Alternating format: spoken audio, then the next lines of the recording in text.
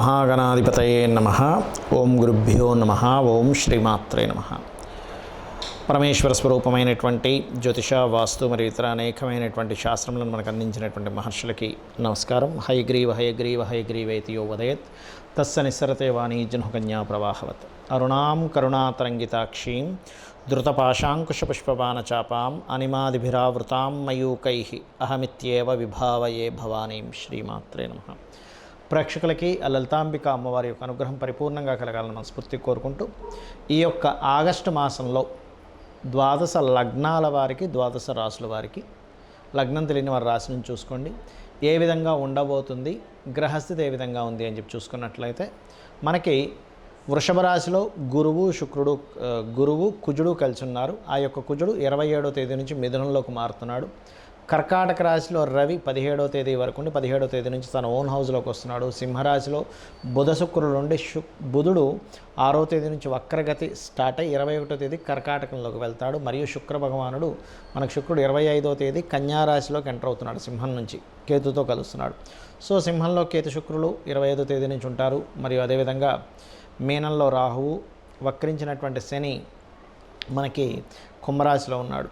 ఈ యొక్క గ్రహస్థితిని అనుసరించి ద్వాదశ లగ్నాల వారికి ఏ విధంగా ఉంది, ఏ పరిహార మార్గాలు చేసుకోవాలి, ఏ విషయాల పట్ల జాగ్రత్తగా ఉండాలనేటువంటి విషయం మనం ఇప్పుడు తెలుసుకుందాం. కర్కాటక లగ్నము, కర్కాటక రాశి, మీ యొక్క రాశి లగ్నము వారికి గమనించుకున్నట్లయితే కాస్త కుటుంబ సభ్యులలో తండ్రి యొక్క లేదా తండ్రి తరపు వారు, పెద్దవారు లేదా గవర్నమెంట్ వ్యక్తులతో కొంచెం 17వ తేదీ వరకు రవి రాశిలో ఉన్నందుకు కొంత స్ట్రెస్ అనేటువంటిది ఉంటుంది.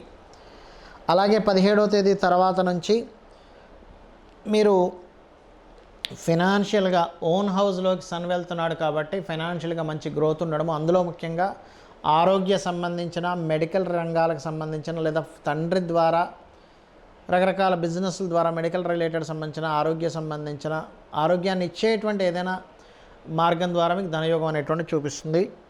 25వ తేదీ నుంచి 3వ స్థానంలో శుక్రకేతువులు కలుస్తున్నారు కాబట్టి ప్రధానంగా మీరు ఇక్కడ ఎవరైనా స్త్రీలతో కమ్యూనికేట్ చేసేటప్పుడు, అంటే ఒక మాట మాట్లాడుకునేటప్పుడు, ఒక అగ్రిమెంట్ చేసేటప్పుడు ముఖ్యంగా 25వ తేదీ నుంచి ఒక 25 రోజులు కాస్త జాగ్రత్తగా ఉండాలి మీరు.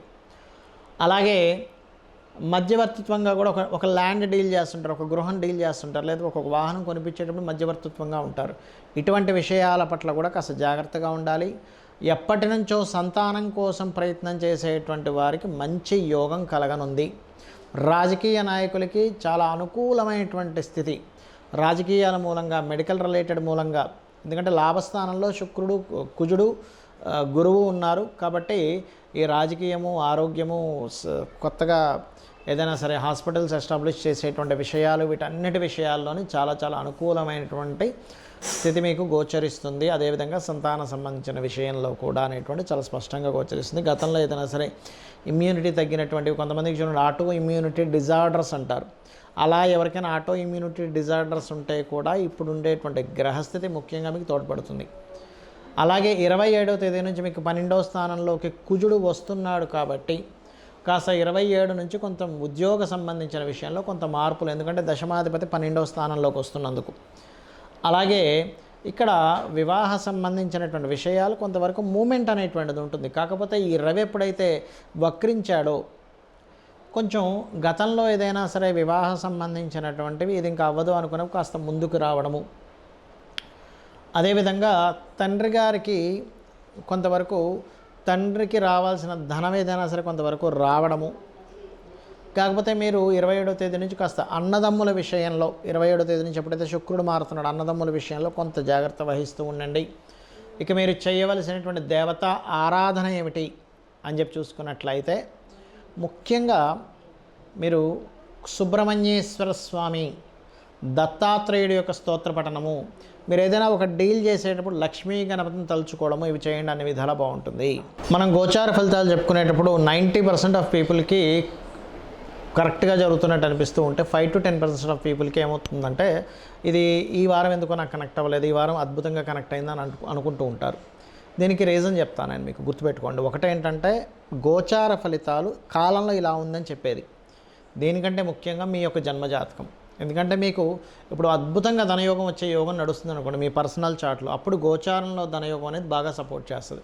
మీకు అసలు ధనయోగం నడిచే టైమే నడవట్లేదు, అప్పుడు మీకు గోచారం ఎంత ఇస్తున్నా కూడా ఒక 10,000 రావాల్సిన ప్లేస్లో 5,000 వస్తూ ఉంటుంది. అంటే 50% వర్కౌట్ అవుతుంది ఏంటి అనిపిస్తూ ఉంటుంది. అంటే ఏమిటి, పర్టికులర్గా మీరు తెలుసుకోవాల్సింది మీ పర్సనల్ చార్ట్, మీ యొక్క జన్మజాతకంలో ఏముంది అంటే అసలు మీ లగ్నం ఎలా ఉంది, మీ లగ్న బలం ఎలా ఉంది.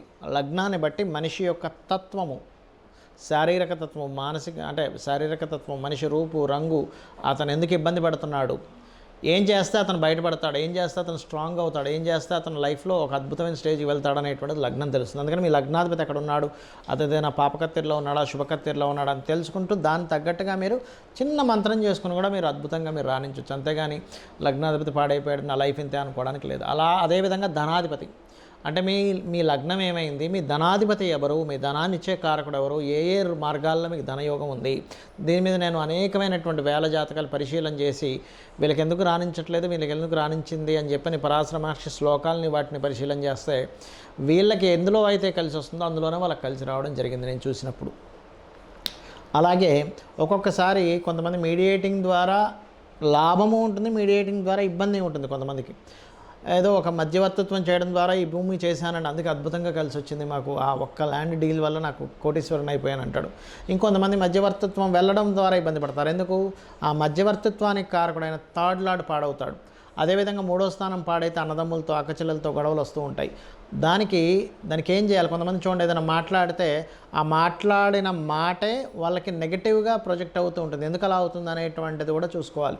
దానికి కారణం ఏమిటి అంటే థర్డ్ లార్డ్ ఎప్పుడైతే పాడయ్యాడో ఇటువంటి ఫలితాలు వస్తుంటాయి. అంటే 3వ స్థానాధిపతి పౌరుషము పరాక్రమము దారిద్ర స్థానంగా చెప్పారు. అదేవిధంగా గృహం, కొంతమంది చూడండి వాస్తుపరంగా ఒక ఇంటికి వెళ్ళాము చాలా అద్భుతంగా కలిసి వచ్చిందండి, మరొక ఇంటికి వెళ్ళాము ఇబ్బంది పడ్డామండి. అంటే ఏమిటి, అక్కడ వాస్తు దోషం ఉండొచ్చు, లేదా ఒక్కొక్కసారి మీకు వాస్తుపరంగా పనికిరాని దిశలో మీరు వెళ్ళి ఉండొచ్చు.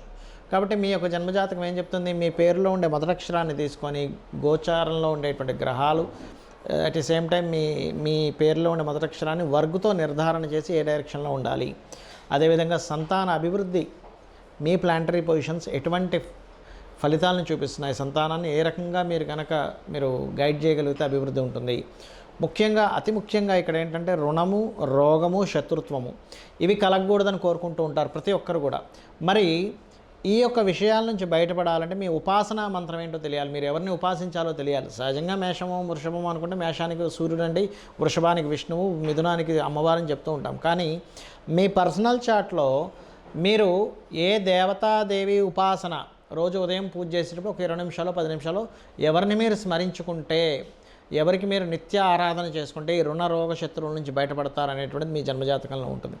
అలాగే వివాహ సమయం కూడా మీరు ఏ సమయంలో వివాహం చేసుకుంటే మంచిది, 22కా 23 25 వయసులోనా 27 సంవత్సరంలోనా 30వ సంవత్సరంలోనా అని ఒక 5 టైమ్స్ వస్తుంది ప్రతి వ్యక్తికి వివాహ సమయం అనేది.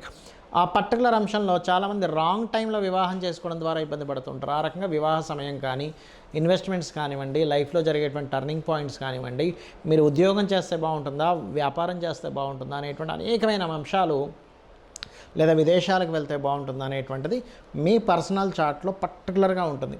అయితే ఇక్కడ అందరికీ సందేహం ఏంటంటే మరి ఈ గోచారం ఎందుకు చెప్పుకుంటున్నాము, ప్రతి నెల ఆగస్టు ఫలితాలు అంటారు, సెప్టెంబర్ ఫలితాలు అంటారు, వార ఫలితాలు అంటే ఎందుకు అంటే మీకుండే కండిషన్ అంటే ఎలా అంటే ఇప్పుడు మీరు ఒక దగ్గరికి వెళ్ళాలి, ఈ రూట్లో బాగా ట్రాఫిక్ జామ్ ఉంది అని తెలిసింది, మనం ఏం చేస్తాం, అమ్మో ఆ రూట్లో ట్రాఫిక్ జామ్ ఉంది అయితే ఇంకో రూట్లో వెళ్ళిపోదాం అంటాం. అంటే ఏంటి, ఇన్ఫర్మేషన్ మీకు ముందుగా తెలిసినప్పుడు మనం ఆ రూట్ మార్చుకొని సరైన సమయంలో సరైనటువంటి ప్రదేశానికి వెళ్తాం.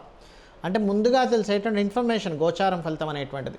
సో ఆ గోచార ఫలితాలు తెలుసుకుంటూ మీ యొక్క జన్మజాతకం తెలుసుకుంటూ జాతకంలో ఏదో దోషం ఉంది నా జీవితం ఇంతే అనుకొని భయపడకుండా అమ్మవారిని నమ్ముకున్నట్లయితే మీ యొక్క జన్మజాతకంలో ఉండేటువంటి దోషాలను అమ్మవారు బ్రహ్మని పిలిచి మరీ మీ యొక్క తలరాతను మారుస్తుందట.